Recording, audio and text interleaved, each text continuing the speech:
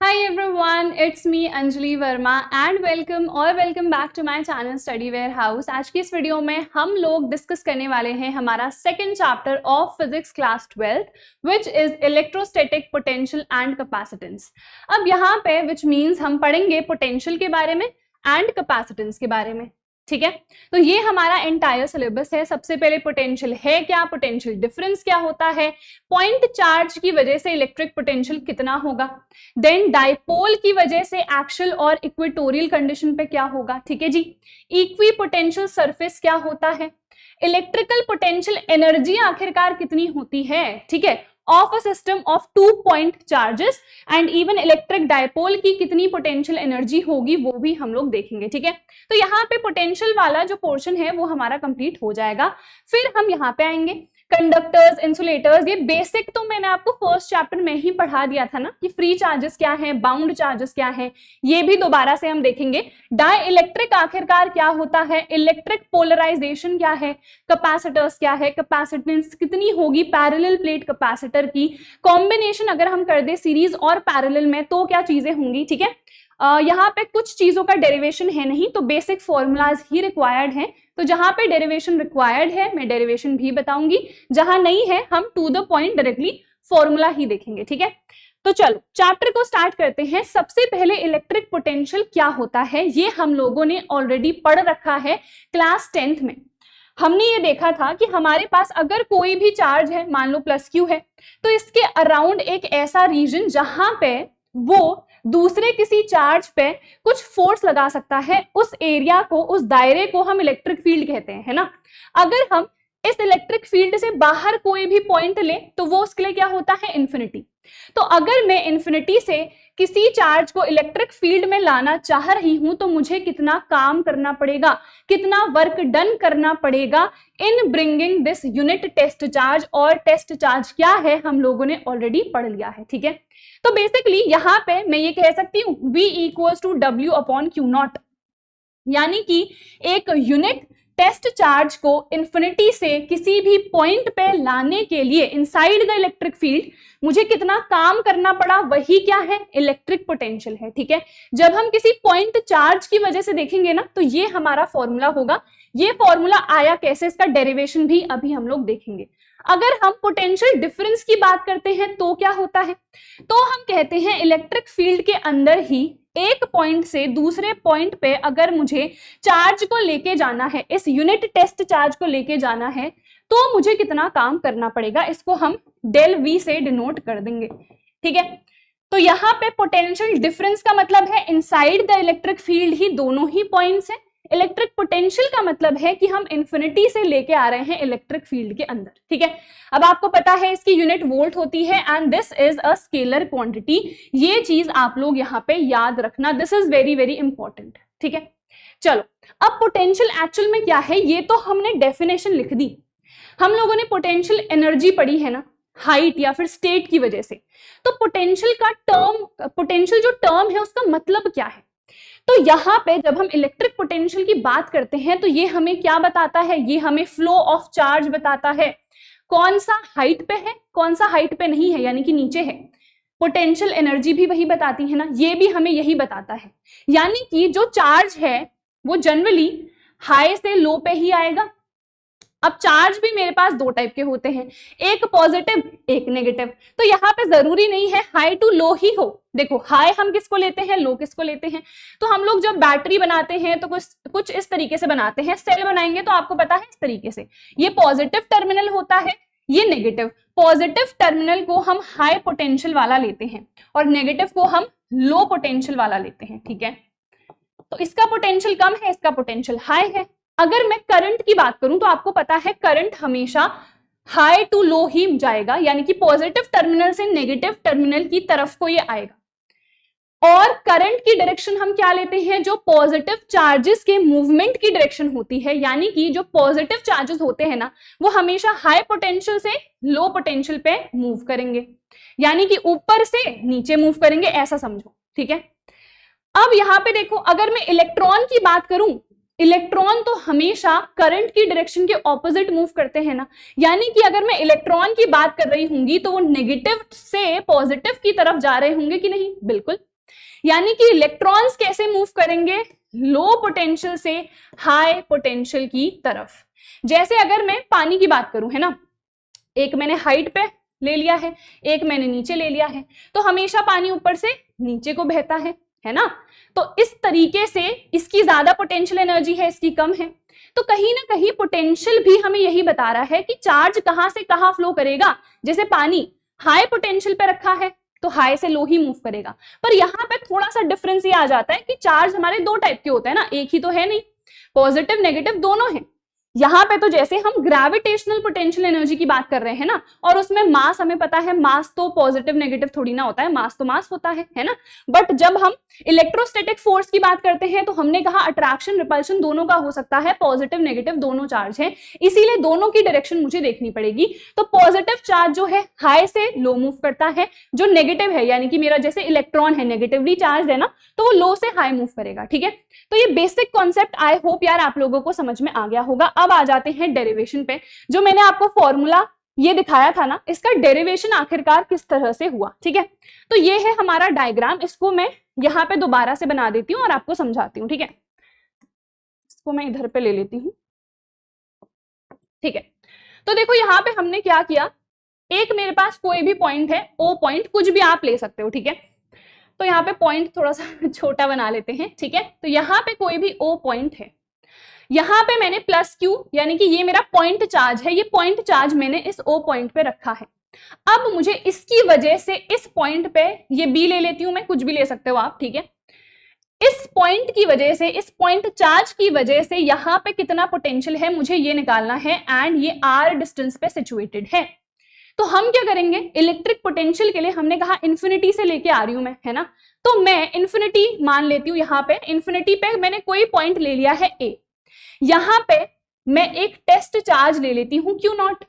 अब इसको मैं लेके आ रही हूं यहाँ बी पे, तो हम क्या करेंगे ना, डायरेक्टली बी पे नहीं लेके आएंगे, पहले इस पॉइंट पे इसको मैं ए डैश ले लेती हूँ, इस पॉइंट पे इसको लेके आऊंगी। अब देखो यहाँ ये जो प्लस क्यू चार्ज रखा है, इसके और इस ए पॉइंट के बीच की जो डिस्टेंस है वो कितनी है, उसको हम एक्स ले लेते हैं। वैसे तो इन्फिनिटी पे कोई भी पॉइंट है तो आप सोचोगे इन्फिनिटी होना चाहिए डिस्टेंस, बट ऐसा नहीं है ना। हमने कहा इलेक्ट्रिक फील्ड के बाहर जो कुछ है उसको हमने इन्फिनिटी ले लिया है ना, इसीलिए इस ए पॉइंट को मैंने एक सर्टेन डिस्टेंस पे सिचुएट करा है जो कि है एक्स। अब मैंने क्या करा, इस ए पॉइंट से इस टेस्ट चार्ज को ए डैश पे लेके आ गई। कितना डिस्प्लेसमेंट मैंने करा, तो मैं इसको dx कंसिडर कर रही हूं। ठीक है जी, चलो ठीक है, ओके। अब हमारे पास इलेक्ट्रिक फील्ड किस डायरेक्शन में एक्ट कर रहा होगा मुझे बताओ। तो हमें पता है इस डायरेक्शन में एक्ट कर रहा होगा। कैसे पता, ये प्लस क्यू है, ये क्यू नॉट है ना, तो प्लस से माइनस की तरफ ही जाता है ना, तो इसीलिए इस डायरेक्शन में ही हमारा इलेक्ट्रिक फील्ड जो है एक्ट कर रहा होगा। तो यहाँ पे इलेक्ट्रिक फील्ड के ऑपोजिट हम क्या करेंगे, काम करेंगे। आप यहाँ पे क्यू नॉट रखा है ना, ये तो हमेशा पॉजिटिव है, यहाँ पे इलेक्ट्रिक फील्ड की डायरेक्शन कैसे निकालोगे, हमें पता है हम टेस्ट चार्ज जब रख देते हैं तो देखते हैं ये दोनों रिपेल कर रहे हैं अट्रैक्ट, तो ये दोनों तो रिपेल करेंगे ना, तो इलेक्ट्रिक फील्ड ऑटोमेटिकली उस साइड को हो गया।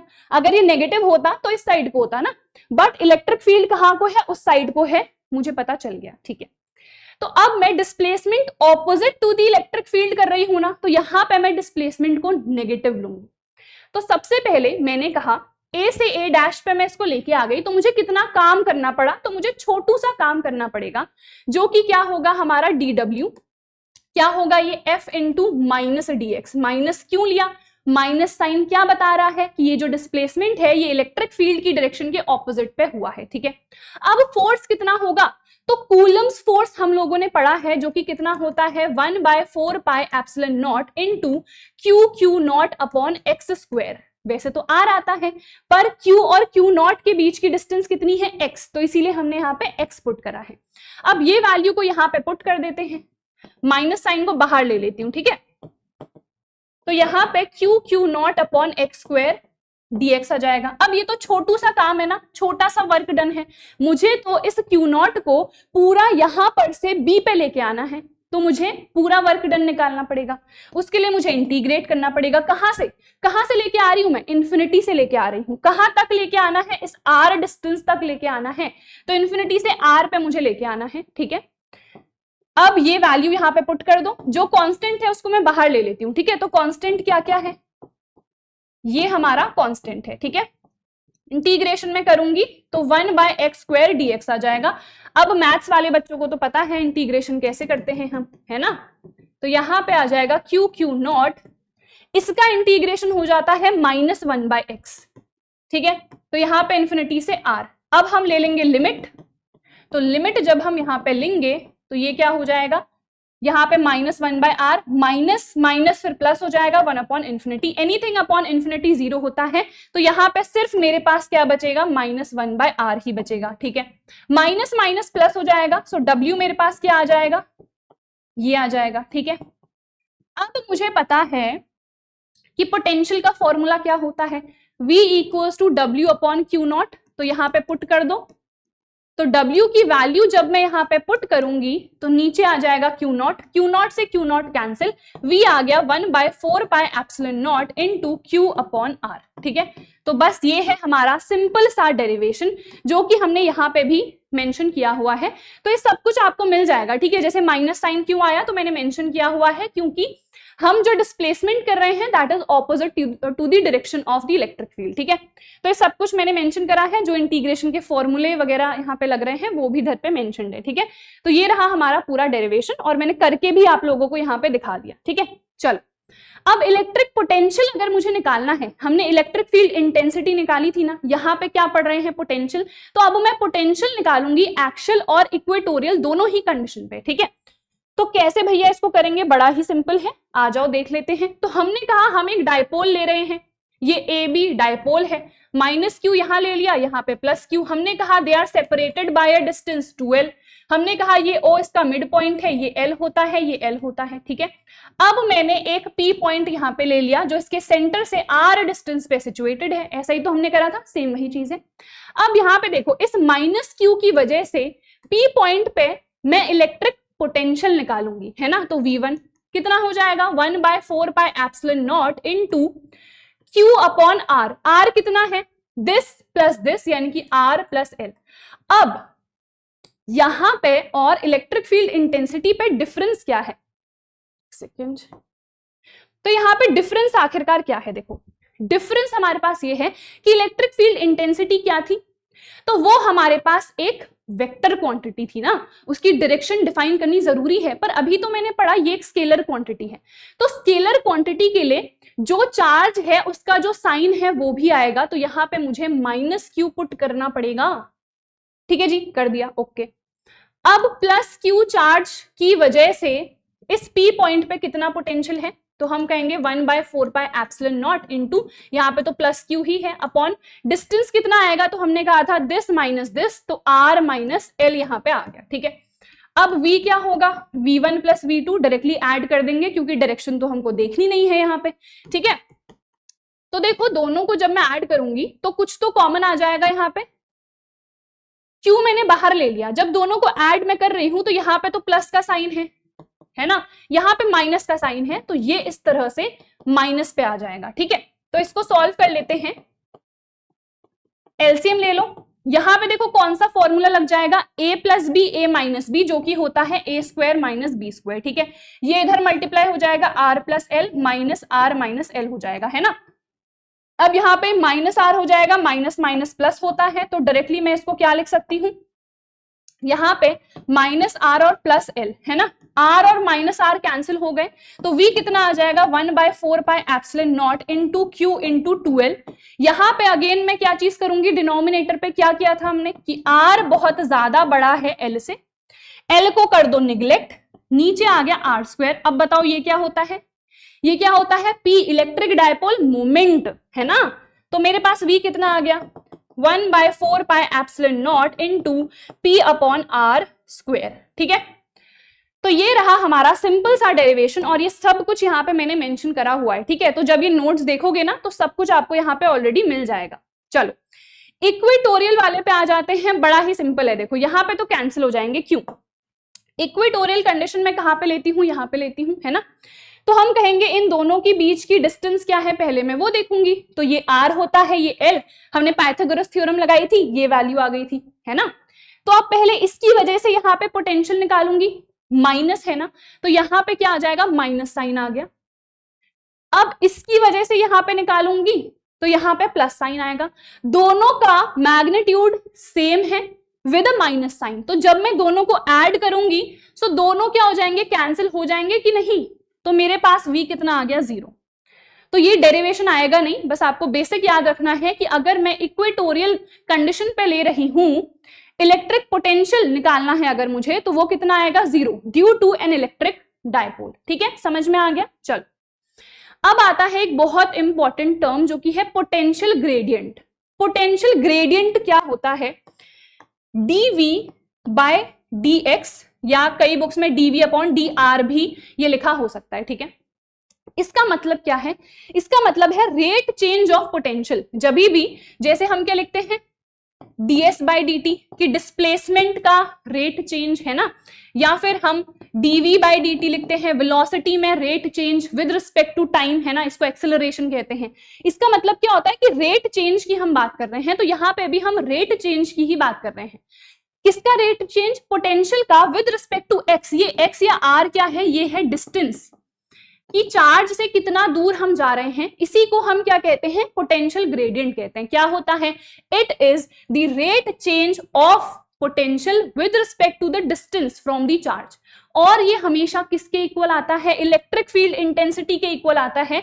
साइन बस यहाँ पे माइनस का रहता है, जो कि हमें डायरेक्शन बता रहा है, ऑपोजिट डायरेक्शन। जब हम इसके मैग्नीट्यूड को लिखते हैं ना, तो हम सिंपली इसको dv by d x equals to e इस तरीके से यूज करेंगे, या फिर ये आपको v by d equals to e के फॉर्म में मिल जाएगा। तो हम यहाँ पे से v equals to E D इसका बहुत ज्यादा यूज करेंगे, कहाँ, न्यूमेरिकल्स में या फिर इवन डेरिवेशंस में। ठीक है, बहुत ज्यादा इसका हम यूज करेंगे, तो ये तो आपको याद रखना है। ठीक है, तो यहाँ पे देखो इलेक्ट्रिक फील्ड को हम कैसे डिफाइन कर सकते हैं, यहां पर से भी तो कर सकते हैं। It is the negative rate change of potential with respect to R, यानी कि with respect to the distance, इसी को हम पोटेंशियल ग्रेडियंट कह रहे हैं। ये हमें ये बताता है कि कितना क्विकली, कितना जल्दी हमारा जो पोटेंशियल है वो घट रहा है, जैसे जैसे हम चार्ज से दूर जाते जा रहे हैं।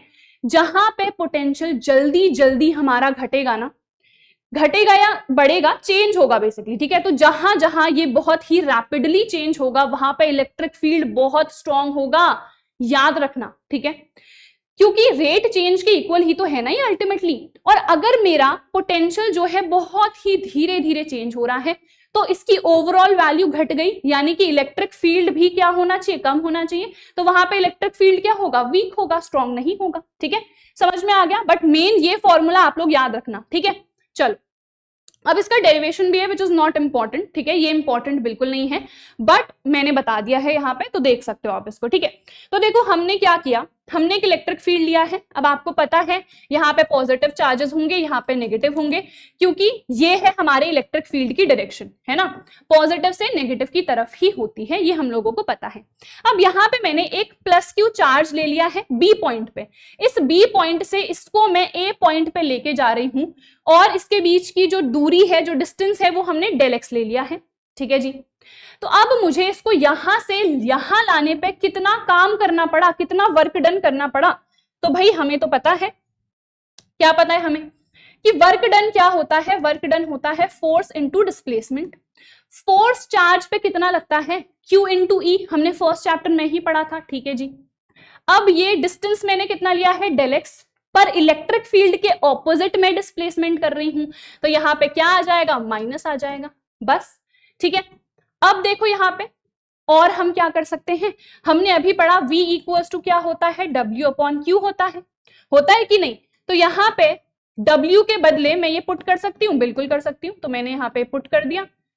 Q से Q यहाँ पे कैंसिल हो गया, देखो ये डेल V आ जाएगा, क्योंकि हम इलेक्ट्रिक फील्ड के अंदर ही दो पॉइंट्स की बात कर रहे हैं। तो विच मींस हम यहाँ पे सिर्फ पोटेंशियल की बात नहीं कर रहे हैं, हम पोटेंशियल डिफरेंस की बात कर रहे हैं, तो हमने यहाँ पे डेल वी लिख दिया। ठीक है, अब देखो del V upon del X नीचे ले लो, इक्वल्स टू क्या आ गया, माइनस ई आ गया। ठीक है, ऐसे भी कर सकते हो या ऐसे भी कर सकते हो, कि आपने क्यू को ही नीचे भेज दिया यहाँ, है ना। हमने क्या करा, हमने यहाँ पे वैल्यू पुट करी, या फिर आप क्या कर सकते हो, Q डायरेक्टली नीचे भेज सकते हो ना। सो W अपॉन Q भी क्या आ जाएगा, डेल V ही आ जाएगा, तो वहां पर से भी सेम चीज ही आएगी। ठीक है, तो ये डेरिवेशन वैसे उतना इंपॉर्टेंट नहीं है, बस आपको बेसिक ये चीज याद रखनी है कि हमारे पास पोटेंशियल ग्रेडियंट क्या है, इसका फॉर्मूला क्या है, वी, ई और आर के बीच में क्या रिलेशन है। ठीक है, चलो next, equi potential surface, very important. क्या होता है, देखो नाम में क्या लिखा है, इक्वी पोटेंशियल। इक्वल का मतलब सेम ना, तो यहां पे भी इसका मतलब सेम ही है, यानी कि एक ऐसा सरफेस जहां पे जो पोटेंशियल की वैल्यू है कहीं पे भी आप चले जाओ आपको सेम ही मिलेगी। अगर पोटेंशियल सेम है तो पोटेंशियल डिफरेंस कितना आएगा, अगर मान लो यहां पे 2 पॉइंट में ले रही हूं, एक ए है एक बी है, मैं कह रही हूं इसका पोटेंशियल है वी ए, इसका पोटेंशियल है वी बी। अब मैंने कहा ये इक्वी पोटेंशियल सरफेस है, यानी कि वी ए और वी बी आपस में इक्वल है, तो अगर मैं पोटेंशियल डिफरेंस निकालूंगी तो मुझे बताओ दोनों तो सेम है ना, अगर ये 5 तो ये भी 5, तो जो पोटेंशियल डिफरेंस है वो कितना आ जाएगा, 0।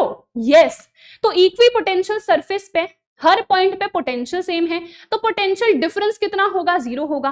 अगर पोटेंशियल डिफरेंस 0 है तो अगर एक पॉइंट से दूसरे पॉइंट पे आपको चार्ज को लेके जाना है इक्वी पोटेंशियल सरफेस के अंदर, तो कितना वर्क डन करना पड़ेगा, 0, क्योंकि डेल वी क्या होता है, W/Q। अगर ये वैल्यू 0 तो वर्क डन भी कितना आ गया, 0 आ गया ना। तो वही चीज हमने यहां पे मेंशन करी हुई है। ठीक है, तो सबसे पहले कोई काम आपको नहीं करना पड़ेगा क्योंकि पोटेंशियल क्या है, सेम है। उसके बाद जो इलेक्ट्रिक फील्ड लाइंस होती हैं वो हमेशा परपेंडिकुलर होती हैं टू दिस सरफेस, ये चीज याद रखना। जैसे मेरे पास एक पॉइंट चार्ज है, दोनों के लिए अलग अलग चीजें बनेंगी, जैसे ये तो पॉइंट चार्ज के लिए है, ठीक है। जब हम एक यूनिफॉर्म इलेक्ट्रिक फील्ड की बात करेंगे तो इक्विपोटेंशियल सरफेस अलग होगा। जब हम बात कर रहे हैं एक पॉइंट चार्ज की, ठीक है, तो यहां पे देखो ये जो हमने ऐसे कॉन्सेंट्रिक सर्कल्स बनाए हैं ना, ये डिनोट कर रहे हैं इक्विपोटेंशियल सरफेस।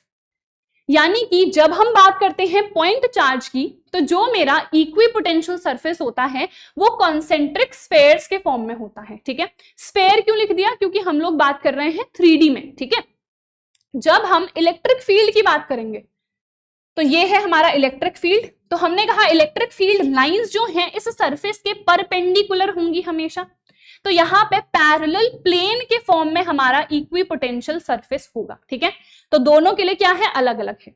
चलिए, बट हर केस में इलेक्ट्रिक फील्ड लाइंस जो हैं वो इक्विपोटेंशियल सरफेस के परपेंडिकुलर ही आएंगी।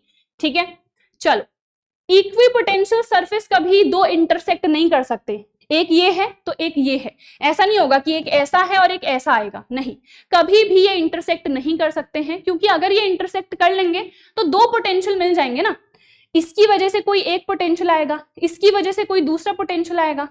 बट ऐसा तो हो ही नहीं सकता है ना कि एक ही जगह पे हम बात कर रहे हैं दो पोटेंशियल आ जाए, नहीं, एक पॉइंट पे तो एक ही पोटेंशियल हो सकता है ना, तो इसीलिए दो इक्वी पोटेंशियल सरफेस कभी भी इंटरसेक्ट नहीं करेंगे। ठीक है, समझ में आ गया। चल, इलेक्ट्रिक पोटेंशियल एनर्जी क्या होती है, तो यहां पे हम सिस्टम ऑफ चार्जेस की बात करते हैं। ठीक है, यानी कि अगर मेरे पास दो चार्जेस मैंने लिए हुए हैं, 3 भी ले सकती हूँ, 4 भी ले सकती हूँ, सिस्टम ऑफ चार्जेस हम लोग ले रहे हैं। ठीक है, तो कितनी हमारे पास इलेक्ट्रिक पोटेंशियल एनर्जी वहां पे स्टोर्ड होगी, तो उसका फॉर्मूला आता है ये।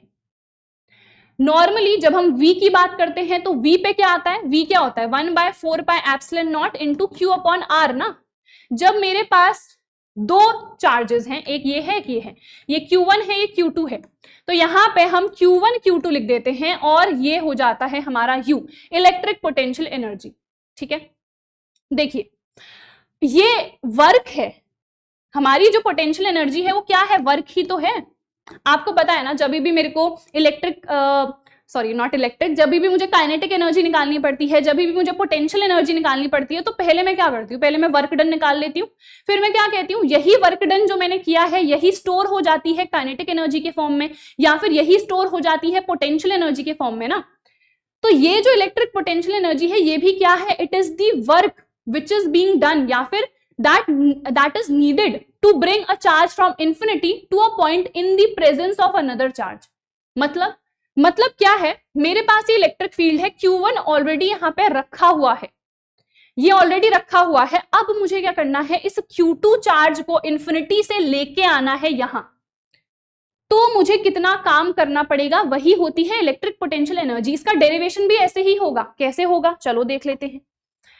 तो देखो, मेरे पास ए पॉइंट ले लेती हूं, यहां पे Q1 चार्ज है। अब मैंने क्या कहा कि मुझे एक Q2 चार्ज को लेके आना है, तो मान लो Q2 चार्ज को मैं यहां पे लेके आ रही हूं एंड इनके बीच की जो डिस्टेंस होगी वो कितनी हो जाएगी, फिर R हो जाएगी। R डिस्टेंस पे मैं लेके आ रही हूं Q2 को।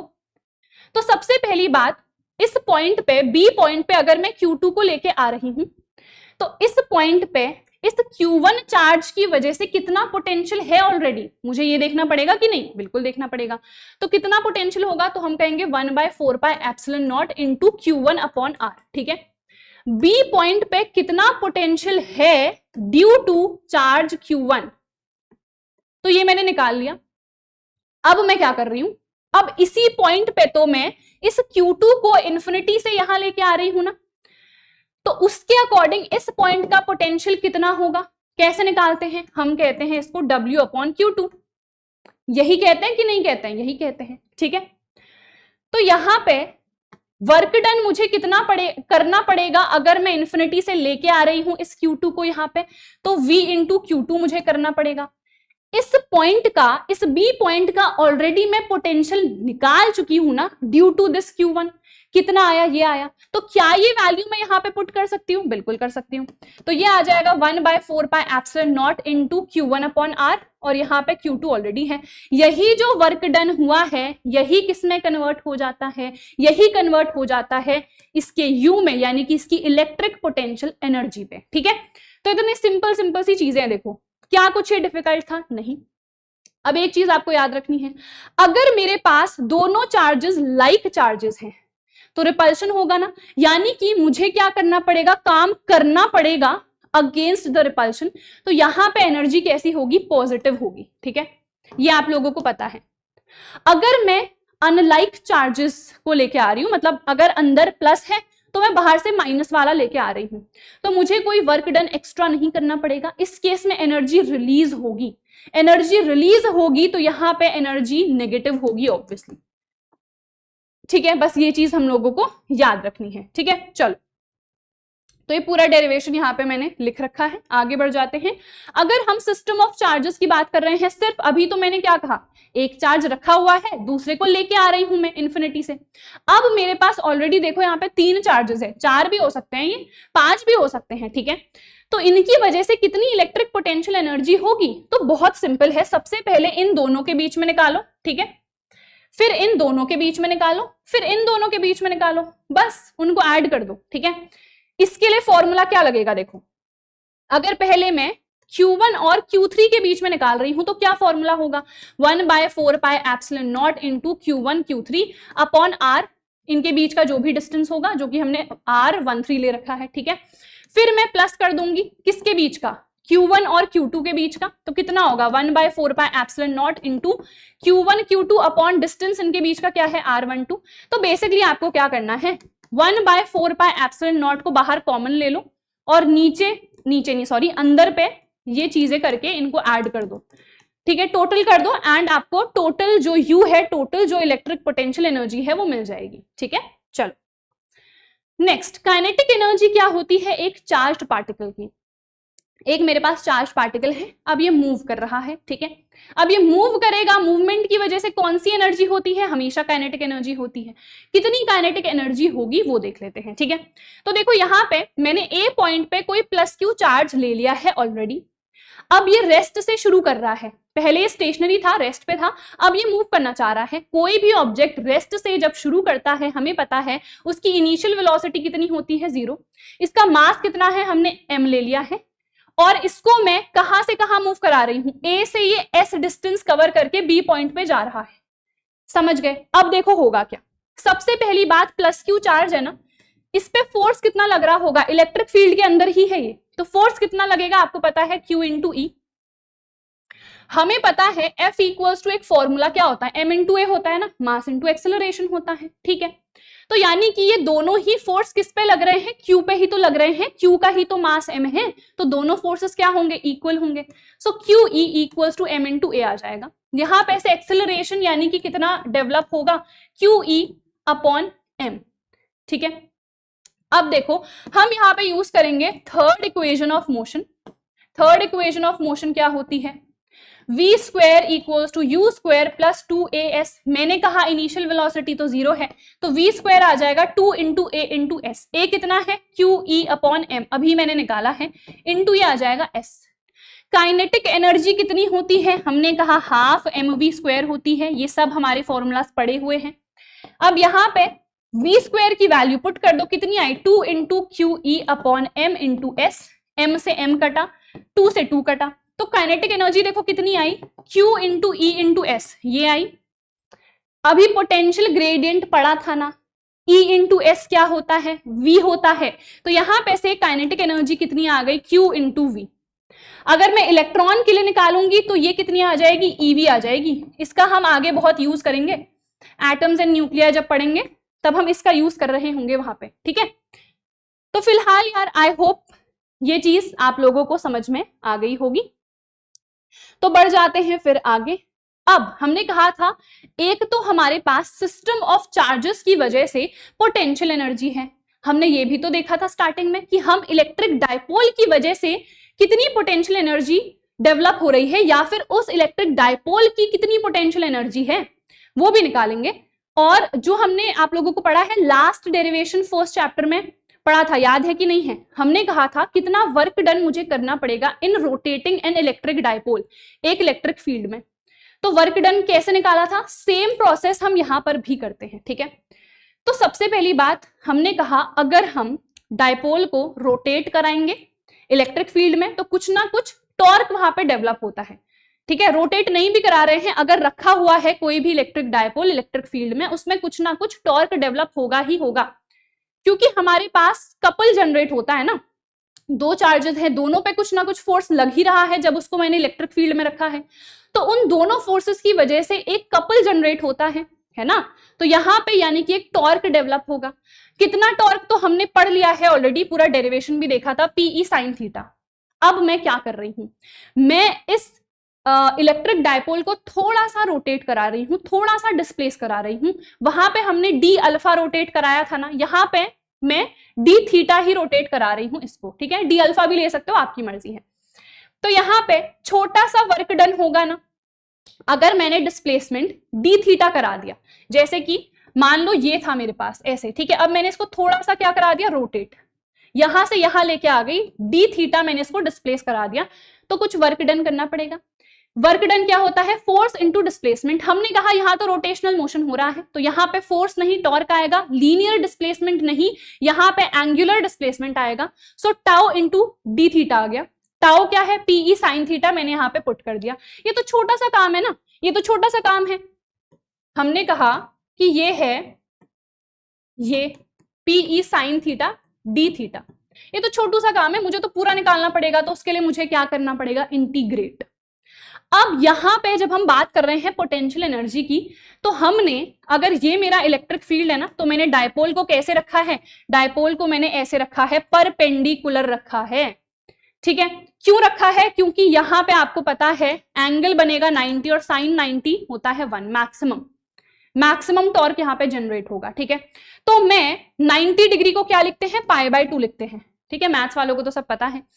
तो हम 90 डिग्री से इसको कहां पे रोटेट करा रहे हैं, थीटा पे, और जितना मुझे वर्क डन करना पड़ेगा ना, वही वर्क डन होगा उसकी पोटेंशियल एनर्जी भी, ठीक है। तो बस यहाँ पे आपको वैल्यू पुट करनी है और आपका आंसर आ जाएगा, ठीक है। PE sin theta D theta. वैसे इस डेरिवेशन के ना बहुत और भी मेथड्स हैं, अलग अलग मेथड्स आपको मिल जाएंगे, जो भी सही आपको लगता है आप उससे कर सकते हो, ठीक है। PE देखो बाहर आ जाएगा, कांस्टेंट है। sin थीटा का इंटीग्रेशन माइनस cos थीटा हो जाता है ना, तो ये कितना आ जाएगा, PE, यहाँ पे थीटा पुट करेंगे माइनस cos थीटा, फिर माइनस माइनस प्लस हो जाएगा, cos π/2, cos 90 कितना होता है, हमने कहा 0 होता है, तो ये वैल्यू हो गई 0, तो मेरे पास वर्क डन कितना आ गया, माइनस PE cos थीटा। यही वर्क डन तो इसकी पोटेंशियल एनर्जी में भी क्या हो जाएगा, स्टोर हो जाएगा पोटेंशियल एनर्जी के फॉर्म में। तो ये हमारी पोटेंशियल एनर्जी आ चुकी है एक इलेक्ट्रिक डायपोल की इन द इलेक्ट्रिक फील्ड, ठीक है। चलो समझ में आ गया है, बहुत बढ़िया। तो मेरे पास ये जो पहला वाला पोर्शन था पूरा पोटेंशियल वाला खत्म, पोटेंशियल वाला पूरा पोर्शन हम लोगों ने कर लिया है। अब हम आ जाते हैं यहाँ पे, कंडक्टर क्या है, इंसुलेटर क्या है, कैपेसिटर क्या है, ठीक है। ये भी काफी इंपॉर्टेंट टॉपिक है। तो सबसे पहले कंडक्टर और इंसुलेटर क्या होते हैं पता है ना आप लोगों को, फर्स्ट चैप्टर में भी पढ़ाया था। जो इलेक्ट्रिसिटी को कंडक्ट करेंगे यानी कि जिनके पास फ्री इलेक्ट्रॉन्स होंगे उनको हम कह देते हैं कंडक्टर। जितने भी मेरे मेटल्स हैं, ह्यूमन बॉडी है, इवन अगर मैं डिस्टिल्ड वाटर के अलावा अगर मैं नॉर्मल जो हम पानी यूज करते हैं टैप वाटर वगैरह, वो भी इलेक्ट्रिसिटी का कंडक्टर होता ही है, ठीक है। अर्थ जो है वो भी इलेक्ट्रिसिटी का कंडक्टर है। तो ये सारे के सारे हमारे कंडक्टर्स होते हैं, ठीक है। तो यहाँ पे जो एक्सेस चार्ज है वो सरफेस पे लाई करता है, अंदर नहीं। जैसे कि मैंने आपको बताया भी था, कोई भी कंडक्टर है इसको कुछ चार्ज भी दोगे ना तो बाहर के सरफेस पे ही वो एक्यूमुलेटेड रहेगा, अंदर नहीं वो जाएगा, ठीक है। तभी तो हमने कहा था अंदर जो इलेक्ट्रिक फील्ड होगा कितना होगा, 0 होगा, है ना। तो वो सरफेस पे ही लाई करता है जो भी चार्ज मैं कंडक्टर को दूंगी, इसीलिए electric field inside the conductor कितना होता है, 0 होता है, ठीक है। इंसुलेटर पे आ जाते हैं तो ये इलेक्ट्रिसिटी को कंडक्ट नहीं करते हैं क्योंकि इनके पास फ्री इलेक्ट्रॉन्स नहीं होते हैं, इनके पास होते हैं बाउंड चार्जेस। तो फ्री चार्जेस और बाउंड चार्जेस क्या होते हैं देख लेते हैं। तो फ्री चार्ज वो है जो कि इजिली फ्रीली मूव कर सकता है, ये हमारे फ्री इलेक्ट्रॉन्स ही होते हैं, ठीक है। जबकि बाउंड चार्ज क्या है, जो न्यूक्लियस से बाउंडेड है, फ्री नहीं है। देखो नॉर्मली होता क्या है मेरे पास, ये न्यूक्लियस है, न्यूक्लियस के अराउंड आपको पता है बहुत सारी शेल्स होती हैं, इन शेल्स में इलेक्ट्रॉन होते हैं। बाहर वाली शेल को मैं क्या कहती हूँ, वैलेंस शेल। वैलेंस शेल के इलेक्ट्रॉन ही फ्री होते हैं मूव करने के लिए, और वो भी किसमें, मेटल में ही। नॉन मेटल में ऐसा नहीं होता है। नॉन मेटल में जो मेरे पास इलेक्ट्रॉन्स हैं, चाहे वो वैलेंस शेल के हैं चाहे अंदर वाली शेल के हैं, वो क्या है, स्ट्रॉन्गली बाउंडेड हैं टू द न्यूक्लियस। वो बाहर नहीं जाना चाहते हैं, वो फ्री नहीं होना चाहते हैं, ठीक है। पर मेटल के केस में ऐसा है, क्यों है, क्योंकि आपको पता है ना, अगर मैं कोई भी मेटल लेती हूं तो यहाँ पे जैसे मैंने सोडियम लिया हुआ है, ठीक है, इसको छोड़ो ऐसे लिखो, जैसे मैंने सोडियम लिया हुआ है तो इसका इलेक्ट्रॉनिक कॉन्फ़िगरेशन ये है, यानी कि आउटर मोस्ट वाले में एक ही इलेक्ट्रॉन है, ये अगर निकल गया तो इसका ऑक्टेट पूरा ना, इसीलिए इसके पास क्या है, फ्री इलेक्ट्रॉन, क्योंकि वो बहुत एक्साइटेड है, वो चाहते हैं कि मैं भाग जाऊं ताकि सोडियम का ऑक्टेट पूरा हो जाए, ठीक है, इसीलिए इनके पास फ्री इलेक्ट्रॉन्स होते हैं। जबकि अगर आप क्लोरीन का इलेक्ट्रॉनिक कॉन्फ़िगरेशन देखोगे 2,8,7, ये इलेक्ट्रॉन को लेना चाहते हैं, भागना नहीं चाहते हैं। ये 7 इलेक्ट्रॉन ये नहीं कहेंगे कि हम भाग जाते हैं, नहीं, ये एक इलेक्ट्रॉन को एक्सेप्ट करता है, ठीक है। तो इसके पास फ्री इलेक्ट्रॉन तो हो ही नहीं सकते हैं। तो यहाँ पे क्या होते हैं, बाउंड चार्जेस, जो कि न्यूक्लियस पे बाउंड है, फ्री नहीं है, मूव नहीं कर सकते हैं। ये किस में मौजूद होंगे, हमारे इंसुलेटर्स में, ठीक है। अब यहाँ पे देखो एक और इंपॉर्टेंट टर्म आता है जो कि है डाई इलेक्ट्रिक।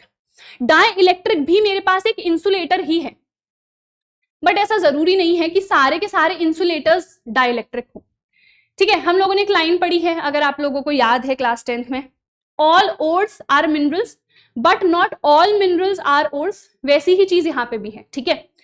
तो मेरे सारे के सारे डाई इलेक्ट्रिक तो इंसुलेटर ही हैं, यानी कि इलेक्ट्रिसिटी ये कंडक्ट नहीं करते हैं, पर जरूरी नहीं कि सारे के सारे इंसुलेटर्स मेरे पास डाई इलेक्ट्रिक हो। इसका मतलब क्या है, डाई इलेक्ट्रिक कहते किसको है, पहले वो समझो। डाई इलेक्ट्रिक एक इंसुलेटर ही है, बट एक ऐसा इंसुलेटर जिसको अगर मैं इलेक्ट्रिक फील्ड में रख दूं ना तो वहां पे वो पोलराइज हो जाता है। पोलराइज का मतलब क्या है, आप लोगों ने पोलैरिटी, पोल्स, डायपोल ये टर्म सुने हैं ना। पोल का मतलब क्या है, बेसिकली पार्शियल चार्ज। जब मैं डायपोल की भी बात कर रही हूं तो मैं क्या कह रही हूं कि मेरे पास दो, डाई का मतलब दो, पोल का मतलब कहीं ना कहीं चार्ज, तो यहाँ पे 2 चार्ज है मैं कह रही हूं, है ना। तो पोलराइज का मतलब भी यही है कि कुछ ना कुछ यहाँ पे छोटा सा चार्ज डेवलप हो रहा है। ये चार्ज फ्री नहीं है, ये मूव नहीं कर सकता है, ठीक है, बट ये पोलराइज हो कैसे रहा है, जो मैं कह रही हूं पार्शियल चार्जेस आ रहे हैं, वो आ कैसे रहे हैं वो हमें यहाँ पे देखना है, ठीक है। तो बेसिकली डाई इलेक्ट्रिक एक इंसुलेटर ही है, ऐसा इंसुलेटर जो कि अगर मैं उसको इलेक्ट्रिक फील्ड में रख दूं तो वो पोलराइज हो जाएगा। अब मेरे पास इंसुलेटर्स सारे में ऐसा हो, ऐसा जरूरी नहीं है। वैसे तो जनरली अगर मैं सारे इंसुलेटर्स को रखूंगी इलेक्ट्रिक फील्ड में, कुछ ना कुछ पोलराइजेशन वहां पे भी होगा, पर वो इतना एविडेंट नहीं होगा, बहुत ही कम होगा, बहुत ही कम होगा, जो कि नोटिस में भी नहीं आएगा, ठीक है। इसीलिए हम सारे इंसुलेटर्स को डाई इलेक्ट्रिक नहीं कहते हैं। जिनका पोलराइजेशन नोटिस में आ जाता है सिर्फ उनको ही डाई इलेक्ट्रिक कहते हैं। इतना सिंपल सा इसका यहाँ पे मतलब है, ठीक है। वापस से बता रही हूं, ये चीज याद रखना कि पोलराइजेशन हो रहा है, इसका मतलब ये नहीं है कि फ्री चार्जेस आ जाएंगे। जैसे कि HCl में हमारे पास हमें पता है फ्री चार्जेस हैं, ठीक है, जो इलेक्ट्रॉन है वो यहाँ पे मूव कर सकते हैं, पर यहाँ पे फ्री चार्जेस नहीं आएंगे। जो बाउंड चार्ज है वही थोड़ा सा शिफ्ट हो रहा है। अब थोड़ा डिटेल में जाते हैं तब बेहतर समझ में आएगा। तो मेरे पास डाई इलेक्ट्रिक सब्सटेंसेस जो होते हैं ना, वो दो टाइप के हो सकते हैं, एक पोलर हो सकता है, एक नॉन पोलर हो सकता है। अब ये कहीं ना कहीं आपने केमिस्ट्री में पहले सुना होगा, नहीं सुना है कोई बात नहीं, मैं बताऊंगी। ये सब भी छोड़ो, पहले इधर आओ। कोवलेंट बॉन्ड पढ़ा है सबने कि नहीं? सबने पढ़ा है। हमने कहा था एक कोवलेंट बॉन्ड होता है, एक आयनिक बॉन्ड होता है। आयनिक बॉन्ड में क्या होता है, हमारे पास ट्रांसफर ऑफ इलेक्ट्रॉन होता है, जैसे सोडियम क्लोराइड है, तो मैंने कहा भैया इसके पास एक इलेक्ट्रॉन एक्स्ट्रा है, इसके पास कितने हैं, 7 है ना, तो इसने कहा ये ले, तू ले ले, है ना, ट्रांसफर हो गया पूरे के पूरे इलेक्ट्रॉन का। फिर आते हैं कोवलेंट बॉन्ड। कोवलेंट में हमें पता है शेयरिंग होती है ना, तो यहां पे भी कोवलेंट बॉन्ड भी दो टाइप का होता है, एक है पोलर, दूसरा है नॉन पोलर। नॉन पोलर का मतलब है यहां पे जो इलेक्ट्रॉन की शेयरिंग हो रही है ना वो इक्वल होगी, जैसे कि हाइड्रोजन के मॉलिक्यूल में, ऑक्सीजन, क्लोरीन, ऐसे मॉलिक्यूल्स में ये हाइड्रोजन है, ये हाइड्रोजन है, इलेक्ट्रॉन की शेयरिंग करेंगे, एक इलेक्ट्रॉन इसने दिया, एक इलेक्ट्रॉन इसने दिया, है ना। दोनों की इलेक्ट्रॉन नेगेटिविटी क्या है, सेम है, तो जितना ये अपनी ओर को इसको अट्रैक्ट करेगा उतना ही ये अपनी ओर को भी इस इलेक्ट्रॉन पेयर को अट्रैक्ट करेगा, तो जो नेट डायपोल मोमेंट होगा वो यहाँ पे 0 हो जाएगा, है ना। यानी कि ये जो शेयर्ड पेयर है ये बीच में है, जितना ये शेयर्ड पेयर इसका है उतना ही इसका भी है, ठीक है। तो यहाँ पे कोई चार्ज आया नहीं आया, ऐसा कहेंगे कि यहाँ पे H+ है, ये भी H+ है, नहीं ना, तो यहाँ पे कोई चार्ज आया ही नहीं, तो ये नॉन पोलर है, ठीक है। पोलर में कुछ ना कुछ पार्शियल चार्जेस मुझे देखने को मिलेंगे, यानी कि जो हमारा इलेक्ट्रॉन पेयर होगा वो किसी एक की तरफ ज्यादा अट्रैक्ट होगा, और किसकी तरफ ज्यादा अट्रैक्ट होगा ये हमने इलेक्ट्रोनेगेटिविटी में पढ़ा है। जो मेरे पास एटम ज्यादा इलेक्ट्रोनेगेटिव होगा, शेयर्ड पेयर ऑफ इलेक्ट्रॉन उसकी तरफ ही जाएगा, है ना। जैसे कि HCl पे आ जाओ, अब यहां पे देखो हाइड्रोजन है, ये क्लोरीन है, यहां भी क्या होता है, इलेक्ट्रॉन की शेयरिंग होती है कि नहीं, एक एक इलेक्ट्रॉन की, पर क्लोरीन क्या है, ज्यादा इलेक्ट्रोनेगेटिव है, ये इस शेयर्ड पेयर को अपनी ओर को खींचने की कोशिश करेगा, जिसकी वजह से इस पे पार्शियल चार्ज आता है पॉजिटिव का और इस पे पार्शियल चार्ज आता है नेगेटिव का। तो यहां पे हम कहेंगे कि हमारे पास पोलैरिटी जनरेट हो गई, जहां भी आपको ये पार्शियल चार्जेस आधे, ये जो मैंने ऐसे बनाया है ना डेल, इसका मतलब है पार्शियल, आधा चार्ज, पूरा नहीं। पूरा क्यों नहीं, क्योंकि ट्रांसफर नहीं हुआ है, ये अभी भी शेयरिंग में ही है, पर ये अपनी ओर को उसको ज्यादा खींचने की कोशिश कर रहा है क्योंकि ये ज्यादा इलेक्ट्रोनेगेटिव है। तो बस और कुछ नहीं है, पोलर और नॉन पोलर मॉलिक्यूल यही तो है। अगर मैं नॉन पोलर की बात करूं तो वहां पे जो मेरे पास पॉजिटिव चार्ज है, जो मेरे पास नेगेटिव चार्ज है, उनके सेंटर कोइंसाइड करते हैं, तो यहां पे कोई डायपोल बनेगा ही नहीं। डायपोल नहीं बना तो इनका जो डायपोल मोमेंट है P, वो कितना होगा, वो हम कहेंगे 0 होगा, ठीक है। अब देखो क्या होगा, अगर मैंने इसको इलेक्ट्रिक फील्ड में रख दिया तो होगा पोलराइजेशन। अब पोलराइजेशन क्या है अभी देखते हैं, पहले आ जाओ पोलर पे। तो पोलर में क्या है, अभी मैंने कहा कि इसका जो पॉजिटिव और नेगेटिव दोनों चार्ज का सेंटर है वो कोइंसाइड नहीं करेगा, that would be separated by a distance, क्योंकि यहाँ पे पोलैरिटी जनरेट हो गई है। Partial positive partial negative charge है, जो इलेक्ट्रॉन पेयर है वो इक्वली डिस्ट्रीब्यूटेड नहीं है, हाइड्रोजन के पास कम है, ज्यादा कौन अपनी ओर को ले गया, क्लोरीन ले गया, ठीक है। इसीलिए यहाँ पे एक डायपोल एग्जिस्ट ऑलरेडी करता है एंड यहाँ पे एक सर्टेन हमारा डायपोल मोमेंट भी एग्जिस्ट करता है, ठीक है। अब देखो एग्जाम्पल्स तो आप लोग समझ ही गए हो। अब होगा इलेक्ट्रिक पोलराइजेशन। कब होगा, जब आप इलेक्ट्रिक फील्ड में रखोगे एक डाई इलेक्ट्रिक को। अब डाई इलेक्ट्रिक क्या है आप समझ गए हो, डाई इलेक्ट्रिक के पास पोलर मॉलिक्यूल्स भी हो सकते हैं, नॉन पोलर भी हो सकते हैं, तो दोनों को समझते हैं कि दोनों केस में क्या होगा। अब अगर मैं डाई इलेक्ट्रिक को एक इलेक्ट्रिक फील्ड में रख देती हूं तो हमारे पास जो एक्सटर्नल इलेक्ट्रिक फील्ड जहां पे मैंने रखा है ना, वो क्या करता है, जो मेरे पास नॉन पोलर वाला है उसमें मैंने कहा कि कोई डायपोल मोमेंट है ही नहीं, कोई डायपोल बन ही नहीं रहा है, पर ये डायपोल बना देता है। कैसे बना देता है, ये क्या करेगा, हमने कहा जो सेंटर है पॉजिटिव और नेगेटिव के, वो हमने कहा कोइंसाइड कर रहे हैं, ये क्या करेगा, इनके बीच में थोड़ी सी डिस्टेंस ले आएगा, ठीक है। ये मान लो पॉजिटिव चार्ज का सेंटर है नेगेटिव का, तो इसके बीच में कुछ ये डिस्टेंस लेके आ गया, और हमें पता है अगर पॉजिटिव और नेगेटिव के बीच में डिस्टेंस आ गया तो यही तो डायपोल होता है।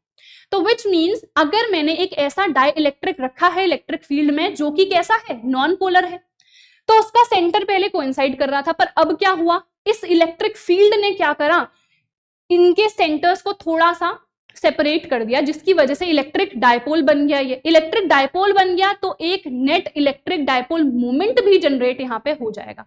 ठीक है, तो वही चीज हमने यहां पे लिखी है, देखो। ठीक है, सबसे पहले नॉन पोलर मॉलिक्यूल में क्या होगा, in the absence non polar molecules have zero dipole moment, है ही नहीं, क्योंकि जो सेंटर है पॉजिटिव और नेगेटिव चार्ज के वो तो कोइंसाइड कर रहे हैं। पर जब इलेक्ट्रिक फील्ड मैंने अप्लाई कर दिया तो यहाँ पे डायपोल मोमेंट इंड्यूस हो जाता है। क्यों? क्योंकि यहाँ पे इनके जो सेंटर्स हैं उनके बीच में कुछ मैं डिस्टेंस लेके आ गई हूं, तो यहाँ पे क्या हो गया, एक डायपोल बन गया, तो हेंस एक डायपोल मोमेंट भी यहाँ पे इंड्यूस हो जाएगा। ठीक है, अब देखो मेरे पास पोलर में क्या होगा, तो पोलर के पास तो ऑलरेडी डायपोल बना हुआ है ना, यानी कि इनका डायपोल मोमेंट भी ऑलरेडी है, बट वो रैंडमली ओरिएंटेड होता है, यानी कि कोई ऐसे ओरिएंटेड होगा, कोई ऐसे, कोई ऐसे, कोई ऐसे, जिसकी वजह से जो मेरा नेट डायपोल मोमेंट होता है वो जीरो होता है।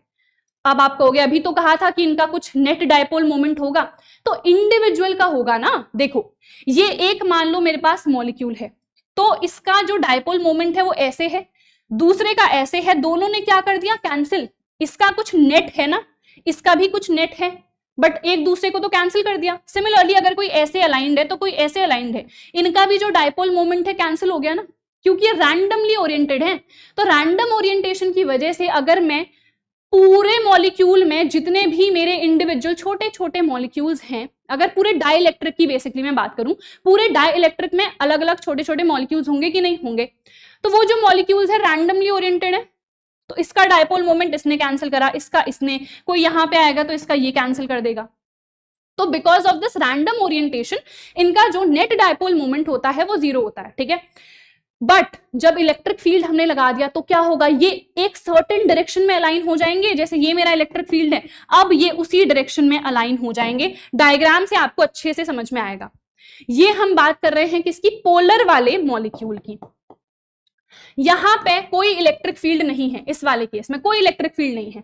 देखो रैंडमली ओरिएंटेड है ना, यहां पे देखो ये प्लस है, ये माइनस है, ये माइनस है, ये प्लस है, ये प्लस है, ये माइनस है, ये माइनस है, ये प्लस है। जो हमारा डायपोल मोमेंट होता है नेगेटिव से पॉजिटिव की तरफ होता है, ये आपको पता है। तो ये देखो इस तरफ है, ये इस तरफ है, ये इस तरफ है, ये इस तरफ है, तो ये रैंडमली ओरिएंटेड है। तो जब मैं नेट निकालूंगी सबका टोटल, तो वो कितना आ जाएगा, जीरो। अब मैंने इलेक्ट्रिक फील्ड लगा दिया, तो ये इलेक्ट्रिक फील्ड की डायरेक्शन में खुद को अलाइन कर देंगे। देखो प्लस के पास सारे माइनस वाले चले गए ना, देखो अभी तक ऊपर प्लस वाले भी थे, देखो ये ऊपर प्लस वाले भी थे, अब नहीं होंगे। क्यों? क्योंकि इलेक्ट्रिक फील्ड लगा दिया ना, तो सारे माइनस वाले इधर को चले जाएंगे, और यहाँ पे क्या है, माइनस, माइनस की तरफ कौन सा होगा, देखो सारे प्लस वाले इधर को आ गए। ठीक है, समझ में आ गया होगा आई होप। और ये किसके लिए है, नॉन पोलर के लिए है। तो नॉन पोलर के लिए पहले देखो सेंटर जो है वो कोइंसाइड करते हैं, अब क्या हुआ, थोड़ा सा यहाँ पे चार्ज सेपरेशन आ गया है। ठीक है, थोड़ा सा इनके बीच में डिस्टेंस आ गया है, जिसकी वजह से डायपोल की तरह ये एक्ट करेंगे। और ये मेरा क्या है, ये नॉन पोलर बॉन्ड में दिखा रही हूं, नॉन पोलर कोवलेंट बॉन्ड, ये मैं पोलर कोवलेंट बॉन्ड दिखा रही हूं, और ये मैं आयनिक बॉन्ड यहां पे दिखा रही हूं। ये सब मैंने बस आपको समझाने के लिए बताया, क्योंकि थोड़ा बहुत अगर आप रिलेट करके रखोगे ना केमिस्ट्री से, तो आपको यहाँ पे भी ये समझ में आ जाएगा। ठीक है, अब मैंने ये सब जो लिखा है आपको समझ में आ जाएगा।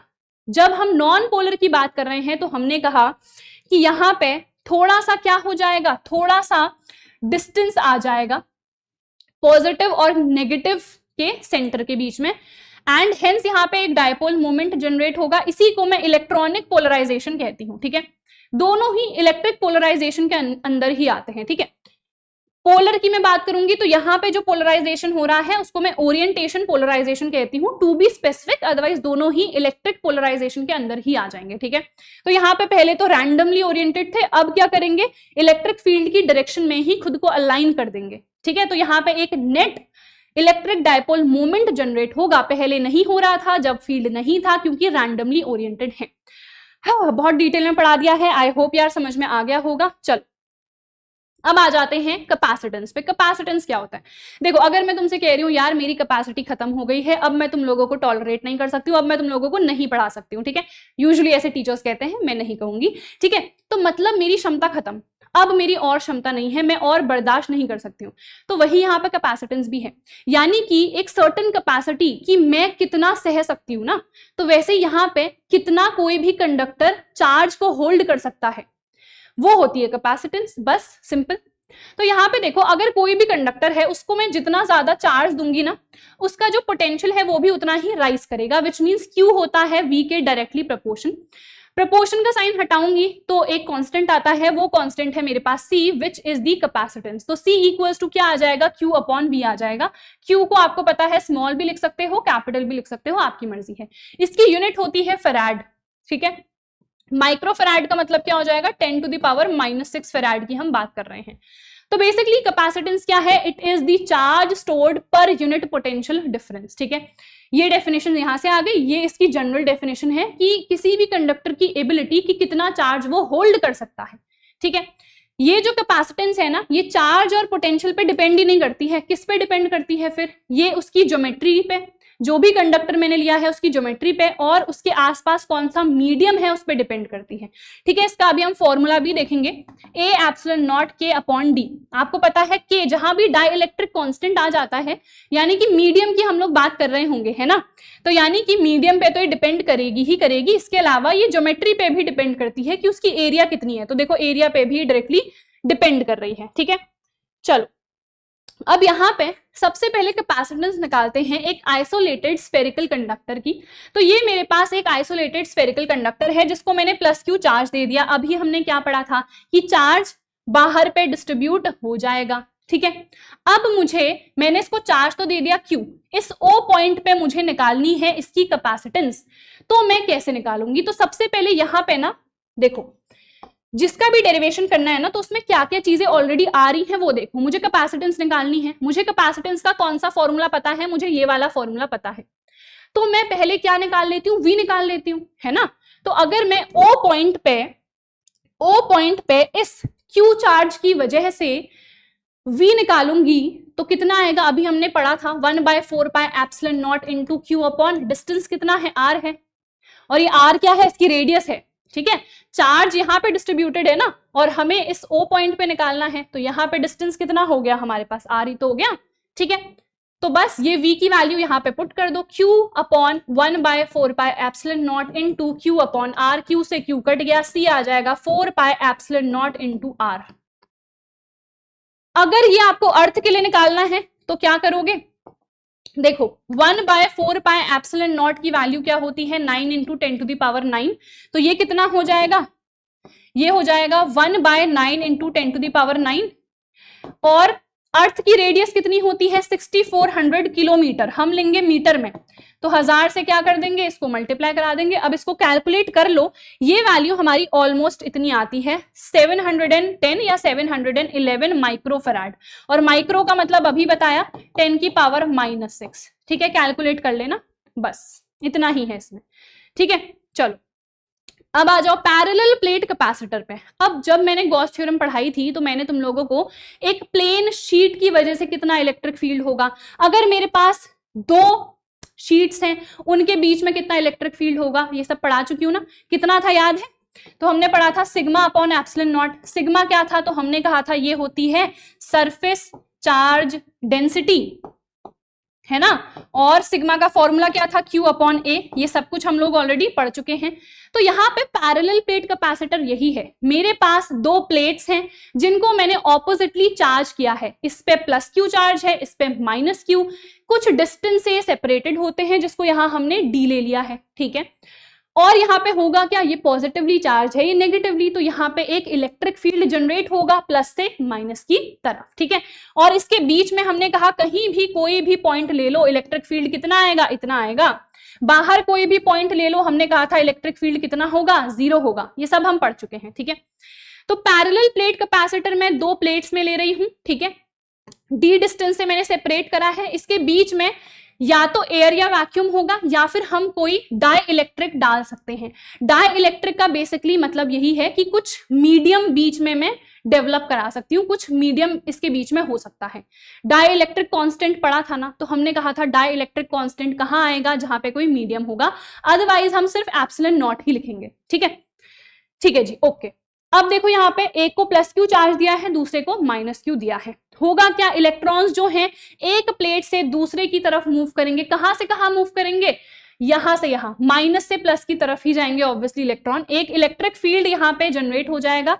एक जो प्लेट है पॉजिटिवली चार्ज हो गई, दूसरी जो है नेगेटिवली चार्ज। एक इलेक्ट्रिक फील्ड जनरेट हो जाएगा जो कि प्लस वाले से माइनस की तरफ ही होगा, और उसकी वैल्यू कितनी है, तो इतनी वैल्यू है। इन जो प्लेट्स हैं इनके बीच में एनर्जी जो है वो स्टोर होती है हमेशा।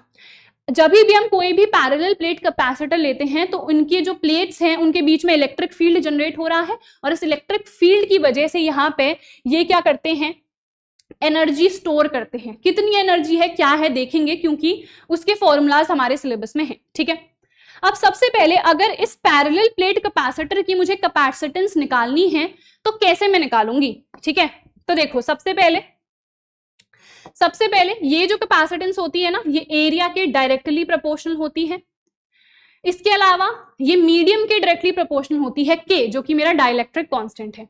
डिस्टेंस के इनवर्सली प्रोपोर्शनल होती है, तो ये आ जाता है C is directly proportional to A K upon D. ठीक है, तो यहां पे आ जाता है A एप्सिलॉन नॉट के अपॉन डी। ठीक है, ये हमारा डेरिवेशन नहीं है, ये मैं बेसिक आपको बता रही हूँ कि ये किन किन चीजों पे डिपेंड करता है, तो आपको याद रखना है। ये नहीं भी याद रखोगे तो ये फॉर्मूला तो आपको याद ही रखना है ना, यहां से डायरेक्टली आप बता सकते हो C A के डायरेक्टली प्रोपोर्शनल है, C जो है K के डायरेक्टली प्रोपोर्शनल है, एप्सिलॉन नॉट तो मेरा कांस्टेंट ही है ना, और D के क्या है, ये इनवर्सली प्रोपोर्शनल है। अब डेरिवेशन कैसे हम करेंगे, पैरेलल प्लेट कैपेसिटर के लिए अगर C की वैल्यू मुझे ये निकालनी है तो इसको मैं निकालूंगी कैसे, तो देख लेते हैं कैसे निकालेंगे। सबसे पहले मैंने कहा मुझे एक ये फॉर्मूला पता है, सबसे पहले हमने ये फॉर्मूला देखा था, ये मुझे याद रखना है। इसी की हेल्प मैं लूंगी और इसको डिराइव करूंगी। ठीक है, चलिए जी करते हैं। तो हमने कहा सबसे पहले V निकाल लेती हूं, इलेक्ट्रिक पोटेंशियल। ठीक है, अब हमारे पास चार्ज क्या है, तो हमने कहा Q है, तो कितना यहाँ पे पोटेंशियल आएगा 1/4 pi epsilon not into Q upon R। यहाँ पे डिस्टेंस कितना लिया है हमने, D लिया है ना, R नहीं लिया है, तो यहाँ पे मैंने D पुट कर दिया।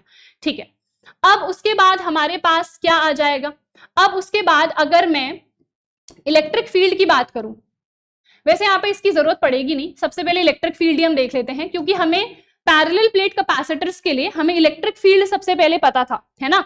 कितना इलेक्ट्रिक फील्ड है, तो हमने कहा ये आ जाएगा हमारे पास सिग्मा अपॉन एप्सिलॉन नॉट, है ना, यही तो अभी मैंने देखा था। अब यहाँ पे सिग्मा क्या था, Q अपॉन A था, तो मैंने बिल्कुल ये पुट कर दिया। अब मुझे पता है V कैसे निकालूंगी मैं, तो हमने कहा अभी तो एक फॉर्मूला पड़ा था V equals to E into S. यहाँ पे S क्या है, D है ना, डिस्टेंस कितना है, D है, तो यहाँ पे पुट कर दो, कितना आ जाएगा ये Q into D upon A epsilon not. ठीक है, ये आ गया हमारे पास। अगर हम देखो सिग्मा अपॉन एप्सिलॉन नॉट कब होता है, जब हम ये कंसिडर कर रहे हैं कि जो पैरेलल प्लेट्स हैं हमारे पास उनके बीच में मीडियम एयर या वैक्यूम है। अगर एयर या वैक्यूम नहीं है तो यहां पे मुझे नीचे K भी लिखना पड़ेगा। K कब लिखना पड़ेगा, जब मीडियम एयर या वैक्यूम के अलावा कुछ भी और है, तो यहाँ पे मैं K भी लिख सकती हूँ, बिल्कुल लिख सकती हूँ, लिख दिया मैंने। ठीक है, अब C इक्वल्स टू क्या होता है, Q अपॉन V, तो Q अपॉन V की वैल्यू ये आ गई है, यहाँ पे मैं पुट कर देती हूँ। ठीक है, Q से Q कैंसिल, ये चले जाएगा ऊपर, तो A epsilon not K upon D, ये आ गया हमारा capacitance of a parallel plate capacitor. ठीक है, तो ये जो भी डेरिवेशन है हमने सारा कर रखा है। मीडियम अगर कोई है स्पेसिफिक तो K आ जाएगा, अगर एयर या वैक्यूम है तो ये फॉर्मूला भी क्या हो जाएगा, A epsilon naught upon D। ठीक है, किसके लिए, एयर या फिर वैक्यूम की जब हम बात करेंगे। ठीक है, चलो, क्योंकि उसके लिए आपको पता है K की वैल्यू क्या हो जाती है 1, हमने फर्स्ट चैप्टर में ही पढ़ लिया है।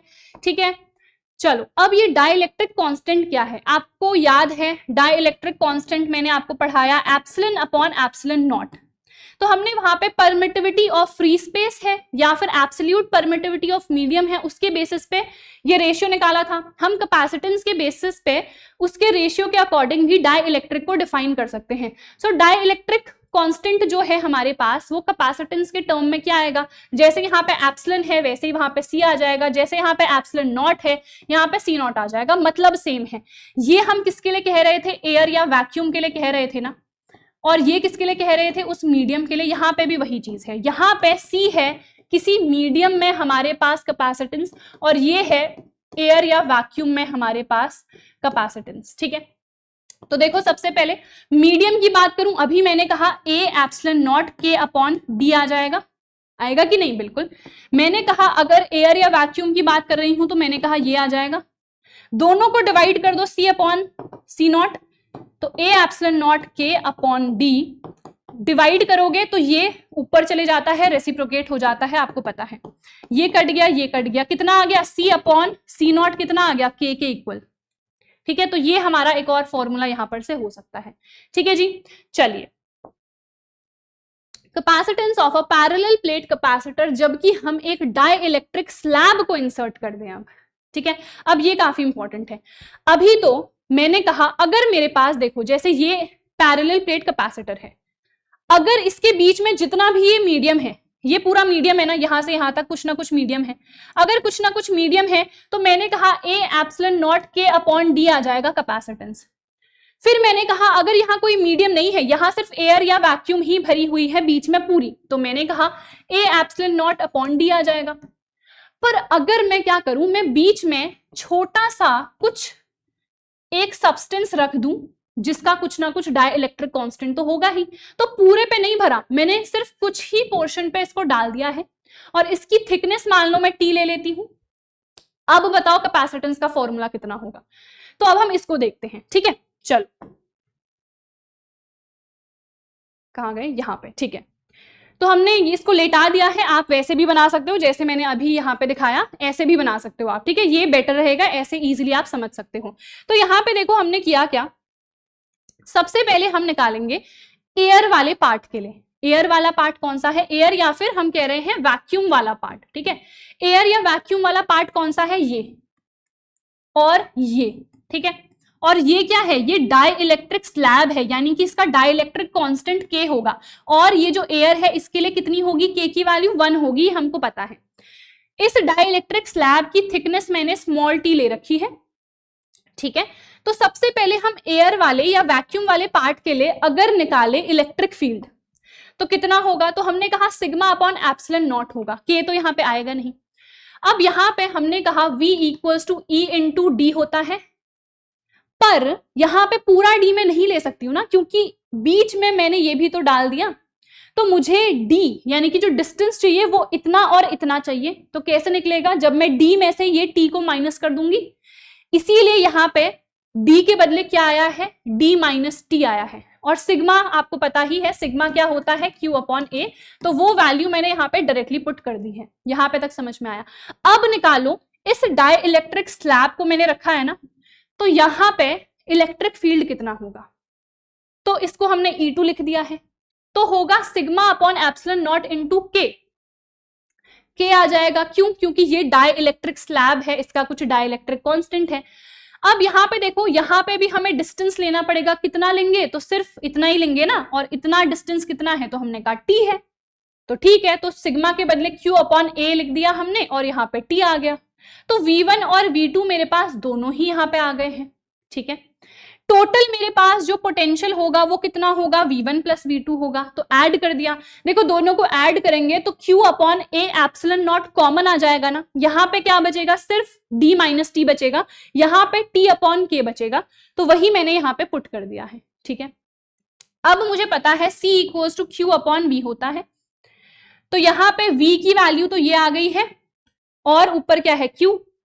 ठीक है, तो यहां पे जब हम पुट करेंगे Q अपॉन दिस वैल्यू तो ये आ जाएगी। चलो इसको मैं करा ही देती हूं, कंफ्यूज हो जाओगे तुम लोग। तो यहां पे देखो Q पुट कर दिया मैंने, अब देखो V क्या है? तो V है ये वाली value, D minus T plus T by K। ठीक है, तो Q से Q कट गया ना, और ये कहां चले जाएगा? ऊपर। तो C क्या हो जाएगा? A epsilon naught upon D minus T plus T by K। अगर मान लो एक डाई इलेक्ट्रिक स्लैब नहीं रखा मैंने, 2-3 रख दिए। ठीक है, ये मेरे पास पॉजिटिव प्लेट है, ये मेरे पास नेगेटिव है। अब मैंने क्या करा? मैंने 3 अलग अलग थिकनेस के डाइलेक्ट्रिक स्लैब रख दिए। इसका T1 थिकनेस है, इसकी T2 है, इसकी T3 है, इसका डाइलेक्ट्रिक कांस्टेंट K1, इसका K2, इसका K3।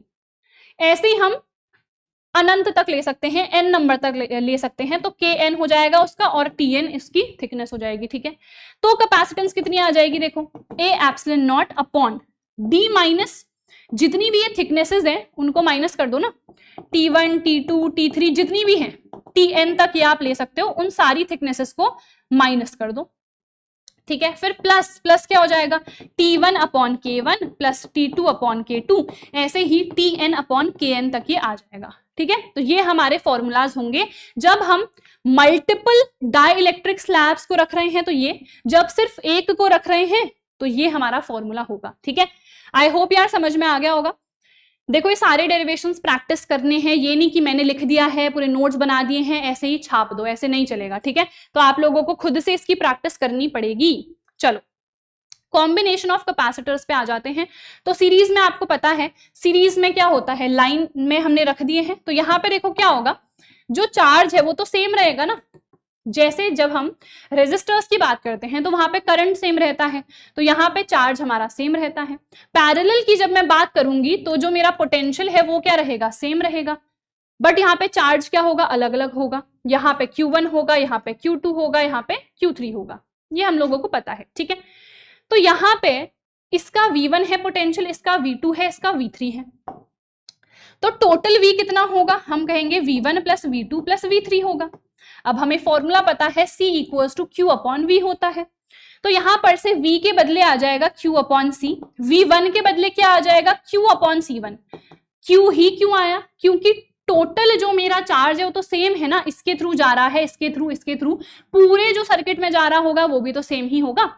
तो यहाँ पे Q अपॉन C2 आ जाएगा, यहाँ Q अपॉन C3, यहाँ पे Q कॉमन ले लो तो कितना आ जाएगा, इस तरीके से आ जाएगा, Q से Q कट जाएगा, तो 1/C equals to 1/C1 plus 1/C2 plus 1/C3। Resistors की जब मैं बात करती हूं तो सीरीज में फॉर्मूला क्या बनता है, R1 plus R2 plus R3। इसका उल्टा हो जाता है, ऑपोजिट हो जाता है हमारे कैपेसिटर्स के केस में। तो पैरेलल के लिए फॉर्मूला समझ गए होगे क्या होता होगा, C1 plus C2 plus C3। कैसे आएगा, देखो पोटेंशियल सेम है, चार्ज अलग अलग है, तो चार्ज में टोटल कैसे निकालूंगी, जब इन सब चार्जेस को मैं ऐड कर दूंगी, है ना। C equals to Q upon V होता है, तो Q इक्वल्स टू CV आ जाएगा, तो यहाँ पे क्या हो जाएगा, C1V, C2V, C3V। V मैंने सेम क्यों रखा, क्योंकि भाई पोटेंशियल तो सेम है ना, तो यहाँ पे वही चीज आप करोगे, V कॉमन ले लो, C1 C2 C3, V से V कैंसिल हो गया, तो C1 plus C2 plus C3। तो यहाँ पे पैरेलल के केस में क्या हो जाएगा, ये ऐड हो जाएंगे डायरेक्टली, ठीक है। ऑपोजिट हो जाता है जो कि रेजिस्टर में होता है उसका, ठीक है। चलो अब अगर जब आप न्यूमेरिकल्स वगैरह करोगे और इस टाइप का आपको स्ट्रक्चर दिख जाए, ठीक है, तो इसको हम व्हीटस्टोन ब्रिज कहते हैं। इसके बारे में हम डिटेल में पढ़ेंगे हमारे करंट इलेक्ट्रिसिटी में। तो व्हीटस्टोन ब्रिज में बेसिकली होता क्या है, जो ये 5th वाला कैपेसिटर है बीच में, इसको आप हटा देते हो, इसको निग्लेक्ट कर देते हो। हम ये कंसिडर करते हैं कि यहां से कोई करंट नहीं जा रहा, कोई चार्ज यहां से नहीं जा रहा, ठीक है, तो हम सिर्फ इनको ही कंसिडर करते हैं। तो ये दोनों देखो सीरीज में हो जाएंगे, ये दोनों सीरीज में हो जाएंगे, और ये आपस में पैरेलल में हो जाएंगे, ठीक है। तो इस तरीके से इसको आप कैलकुलेट करते हो। तो बेसिकली इतना ही है, बस इसको आपको निग्लेक्ट कर देना है 5th वाले कैपेसिटर को। अब एक कैपेसिटर में कितनी एनर्जी स्टोर होती है, तो ये हमारे फॉर्मूलाज हैं, इनके डेरिवेशन आपके सिलेबस में नहीं है, एज इट इज आपको याद करना है। तो पहला आप याद रखो हाफ CV², ठीक है। जैसे कि अभी हमने कहा काइनेटिक एनर्जी क्या होती है, तो हमने कहा हाफ mv² होती है, तो इसको भी वैसे ही याद कर सकते हो, हाफ CV² ये हो जाता है, ठीक है। अब यहाँ पे C equals to Q upon V होता है ना, तो ये फॉर्मूलाज आप यहाँ पे पुट कर दो। देखो C के बदले Q अपॉन V पुट कर दो, तो ये कितना आ जाएगा, हाफ Q इंटू V। फिर देखो यहाँ पे आप क्या करो, V के बदले क्या पुट कर दो, Q अपॉन C, है ना, तो कितना आ जाएगा, half C into Q² upon C²। तो ये कितना आ जाएगा, हाफ Q² अपॉन C, ठीक है। तो ये 3 फॉर्मूलाज बेसिकली हमारे पास होते हैं, और ये जो एनर्जी है ये हमेशा स्टोर्ड होती है in the electric field between the plates of the capacitor. जो हमने अभी कहा था ना कि हमेशा एनर्जी स्टोर होगी, कितनी होगी, तो इन फॉर्मूलाज के अकॉर्डिंग हम निकाल सकते हैं। फिर आता है एक और term which is energy density. Energy density basically जो भी हमारी एनर्जी है उसको हम वॉल्यूम से डिवाइड कर देते हैं। So it is the amount of energy stored in the electric field per unit volume of space. जितनी भी जगह है, ठीक है, वॉल्यूम जितनी भी है उससे हम डिवाइड कर देते हैं, तो एनर्जी डेंसिटी आ जाती है, ठीक है। तो इसका फॉर्मूला होता है half epsilon not into E²। ये वैसे आपका डेरिवेशन पूछा नहीं जाता है, पर मैंने डेरिवेशन यहाँ पे बता दिया है, चाहो तो देख सकते हो, अदरवाइज इसका भी डेरिवेशन जो है आपके सिलेबस में नहीं है, ठीक है। तो यहाँ पे देखो बेसिकली हमने करा क्या है, यू अभी निकाला ना, कितना है, हाफ CV स्क्वायर है, मैंने पुट कर दिया। वॉल्यूम क्या होती है, एरिया इंटू डिस्टेंस, है ना, जैसे हम length into breadth into height करते हैं, तो वैसे ही एरिया इंटू डिस्टेंस में लिख सकती हूँ ना, लेंथ इंटू ब्रेथ को मैंने एरिया ले लिया, इसको मैंने डिस्टेंस ले लिया, कर सकती हूँ ना। तो वॉल्यूम के बदले मैंने ये पुट कर दिया यहाँ पे, ठीक है। तो यहाँ पे देखो क्या आ जाएगा, कैपेसिटेंस कितनी होती है पैरेलल प्लेट कैपेसिटर की, अभी हमने कहा A epsilon naught upon D, के नहीं लिया हमने, एयर या वैक्यूम मीडियम को कंसिडर करा हुआ है, ठीक है। फिर यहाँ पे हमने V के बदले क्या पुट कर दिया, तब से हम क्या देख रहे हैं, V इक्वल्स टू ED, मैंने कहा था ना पोटेंशियल ग्रेडियंट बहुत ज्यादा यूज होगा, तो यहाँ पे हमने ED पुट कर दिया, और V का स्क्वायर था ना तो स्क्वायर लगा दिया, अपॉन नीचे क्या है A इंटू D, ये A से A कट जाएगा, इस D से ये वाला D कटेगा, फिर उस D से ये वाला D कट जाएगा, तो ये डायरेक्टली आ जाएगा हाफ एप्सिलॉन नॉट इनटू, देखो यहाँ पे स्क्वायर था ना तो ये स्क्वायर आ जाएगा, ठीक है। काट पीट कर लेना, अल्टीमेटली आएगा यही, इसका डेरिवेशन है नहीं, वो तो मैंने ऐसे ही बता दिया है, ठीक है। चलो अब आ जाते हैं रीडिस्ट्रीब्यूशन ऑफ चार्ज पे। अगर मेरे पास दो कैपेसिटर्स है, इनको मैंने पैरेलल में आपस में जोड़ दिया है, तो क्या होगा, तो इनका सेम पोटेंशियल हो जाएगा, है ना। कब होगा सेम पोटेंशियल, पहले तो क्या होगा, पहले होगा हमारे पास चार्ज का फ्लो। चार्ज का फ्लो कब तक होगा, देखो दोनों का चार्ज अलग अलग है, इसका Q1 है, इसका Q2 है, दोनों का पोटेंशियल भी पहले अलग अलग होगा, इसका V1 होगा, इसका V2 होगा, इसकी कैपेसिटेंस C1 होगी, इसकी C2 होगी, है ना, इनिशियल कंडीशन पे। तो Q1 C1 V1, इसका Q2 C2 V2। अब मैंने दोनों को पैरेलल में जोड़ दिया, पैरेलल में जोड़ के क्या होता है, हमारे पास जो V है वो सेम हो जाएगा, इसको हम कॉमन पोटेंशियल कहते हैं। और ये डायरेक्टली नहीं कि आपने जोड़ दिया तो कॉमन हो गया, सेम हो गया, नहीं, चार्ज का फ्लो होगा कहां से, तो जहां ज्यादा है वहां से कम की तरफ वो मूव करेगा, ठीक है। तो चार्ज का फ्लो होगा जब तक चार्ज दोनों साइड हमारा सेम ना हो जाए, ठीक है। तो हमें बेसिकली यहाँ पे जो पोटेंशियल देखने को मिलेगा उसको हम कॉमन पोटेंशियल कहेंगे, ठीक है।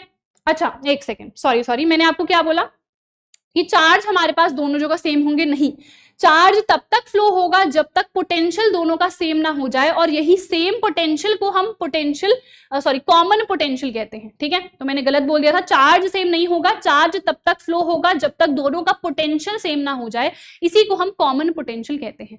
तो इनिशियल कंडीशन में Q क्या होता है, CV होता है, तो यहाँ पे देखो Q1 C1 V1 हो जाएगा, और Q2 C2 V2 के इक्वल हो जाएगा। तो इनिशियल में टोटल मेरे पास जो चार्ज है वो इन दोनों को ऐड करके आ जाएगा ना, चार्ज जो मेरे पास टोटल है, हमें पता है वो तो कंजर्व्ड रहता है ना, कंजर्वेशन ऑफ चार्ज पढ़ रखा है। तो इनिशियल कंडीशन पे मेरे पास चार्ज आया ये, फाइनल कंडीशन पे यानी कि जब चार्ज का फ्लो हो चुका है और पोटेंशियल सेम हो चुका है, V हो चुका है, उस केस में इस पे कितना चार्ज होगा, तो पोटेंशियल तो सेम हो गया ना, कितना V हो गया, तो दोनों पे सिर्फ V ही आएगा, V1 V2 नहीं आएगा, पोटेंशियल क्योंकि सेम हो चुका है, ठीक है। तो अब मेरे पास Q कितना होगा, Q1 प्लस Q2 होगा, है ना, इनको ऐड कर दो, C1V प्लस C2V, तो V कॉमन आ जाएगा बाहर और ये हो जाएगा अंदर C1 प्लस C2। अब ये दोनों ही क्या है, आपस में सेम है ना, क्योंकि law of conservation of charge के अकॉर्डिंग हमारा चार्ज क्या होता है, कंजर्व्ड रहता है, यानी कि इनिशियल कंडीशन पे जितना था फाइनल कंडीशन पे भी उतना ही आएगा। दोनों को आप इक्वेट करो तो यहां पर से इस V की वैल्यू, इस कॉमन पोटेंशियल की वैल्यू आ जाएगी, जो कि होगी ये। आप डायरेक्टली इसको लर्न कर सकते हो, अगेन इसका डेरिवेशन जो है that is not in your syllabus. अब आ जाते हैं लास्ट टॉपिक पे, जो कि है एनर्जी लॉस कितना होता है जब हम कैपेसिटर्स को आपस में जोड़ रहे हैं। तो यहाँ पे भी डेरिवेशन लंबा सा है, पर वो डेरिवेशन आपके सिलेबस में है नहीं, आपको बस ये फॉर्मूला याद रखना है, ठीक है।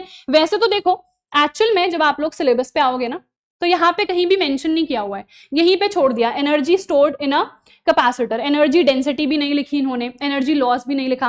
पर CBSE पे बिल्कुल भरोसा नहीं करने का, ठीक है, कभी भी तुम लोग को ये सब दे सकते हैं, यहाँ से कोई न्यूमेरिकल दे सकते हैं। बेसिक एक फॉर्मूला है, डेरिवेशन नहीं देखना है, ये फॉर्मूला लर्न कर लेना कि जब मैं दो कैपेसिटर्स को जोड़ूंगी तो एनर्जी लॉस कितना होगा, half C1 C2 upon C1 plus C2 into V1 minus V2 का होल स्क्वायर, ठीक है। दोनों में से कुछ भी बड़ा हो सकता है, एनीवे दोनों को माइनस करके स्क्वायर कर दोगे तो पॉजिटिव वैल्यू ही आएगी, ठीक है। और यहाँ पे कॉमन पोटेंशियल कितना है, तो कॉमन पोटेंशियल इतना है। कैसे निकला, ये डेरिवेशन है, derivation is not important, but ये जो फॉर्मूला है ये आप लोगों को अगेन याद रखना है, ठीक है। और मैंने क्या बताया आपको, एनर्जी डेंसिटी भी मैंने आपको बता दिया, इसका भी डेरिवेशन इंपॉर्टेंट नहीं है, बट जो जो फॉर्मूलाज हैं वो आप लोगों को याद रखने हैं, और जो डेरिवेशंस इंपॉर्टेंट थे वो तो मैंने अच्छे तरीके से आप लोगों को करा ही दिए हैं, ठीक है। अगर ये पीडीएफ आप लोगों को चाहिए होगी तो टेलीग्राम ग्रुप जो है वो ज्वाइन कर लो, study warehouse 2.0 is the name, link मैंने डिस्क्रिप्शन में प्रोवाइड कर दी है, ये पूरी पीडीएफ मैं आपको वहीं पर प्रोवाइड कर दूंगी। सो दैट इज इट यार, आज की इस वीडियो के लिए पूरा लेक्चर हम लोगों ने खत्म कर दिया है। ऐसे ही जितने भी चैप्टर्स हैं फिजिक्स केमिस्ट्री मैथ्स तीनों के ही जल्द ही इस चैनल पे आ जाएंगे, तो अगर अभी तक आप लोगों ने चैनल को सब्सक्राइब नहीं करा है तो जल्दी से कर लो। हम मिलेंगे हमारी अगली वीडियो में, तब तक यार अपना ख्याल रखना, ऑल द बेस्ट एंड अच्छे तरीके से पढ़ते रहना। Okay, bye bye.